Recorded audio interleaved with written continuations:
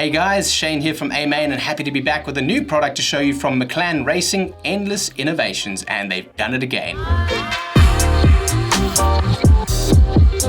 This is a 32-bit ESC entering the 8-scale market, the first 32-bit ESC that we've seen come to the 8-scale market, and from Maclan Racing, they certainly have brought some innovations again.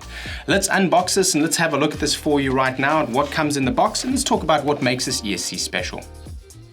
First and foremost, I'm going to outline that this is a 32-bit ESC. It will be the first time we've seen a 32-bit ESC come to the market, and what this means for you as a user is a much smoother, much better operation over our current 8-bit systems. It will give you much better control through the CPU and through the chipset that you have to give you better and finer control of your throttle inputs as well as your motor outputs. A lot of settings, a lot of features have gone into this ESC. We'll cover them down in the description below, but this serves to be an outline of how you can interact with your ESC, as well as some information on how to calibrate your ESC. So let's start with what's inside of the box and let's have a look.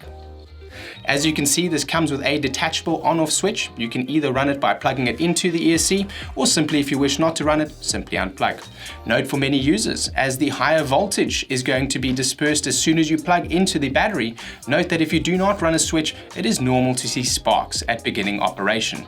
If you wish not to see these sparks, simply plug in the switch and you'll use the on-off to simply toggle that there for you.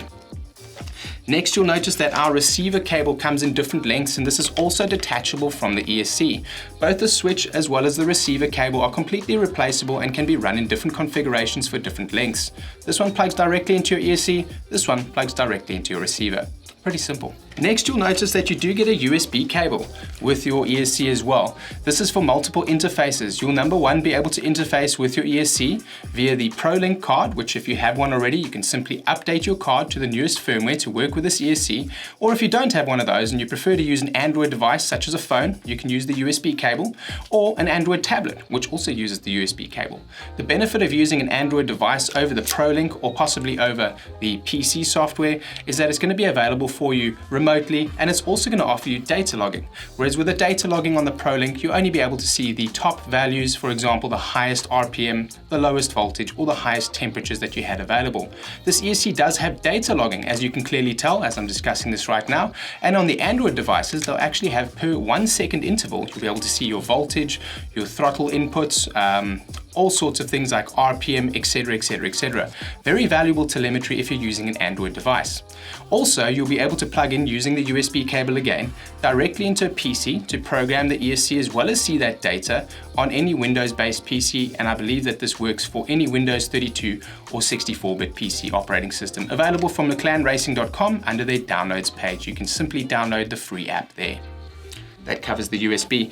Let's look on now towards the, we're actually going to get to the ESC in just a second. Of course, you get a couple of decals with your ESC as well. There is an instruction manual inside the ESC. This is going to better outline for you what the different throttle curves as well as general settings are going to be. And we'll notice on the back over here, there are several different profiles as well. And you can edit these profiles individually and save them in the ESC through any one of the programming methods that I just mentioned. And you can also reset each one of those without doing a factory reset to the entire ESC.